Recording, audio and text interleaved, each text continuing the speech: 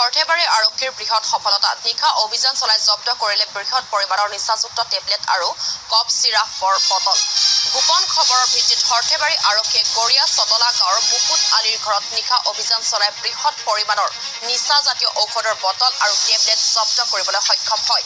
সৰ্থেবাৰী আৰক্ষী থানাৰ ভাৰপ্ৰাপ্ত আৰক্ষী বিষয়াৰ নেতৃত্বত চলা অভিযানত দীৰ্ঘদিন ধৰি নিচাজাতীয় দ্ৰব্যৰ ৰমৰমীয়া ব্যৱসায় চলাই অহা মুকুট আলীক গ্ৰেপ্তাৰ কৰিবলৈ সক্ষম হয় আৰক্ষীয়ে 320/19 নম্বৰত নিজাববীয়াকৈ গোচৰ ৰুজু কৰিছে বুলি জানিব পৰা গৈছে।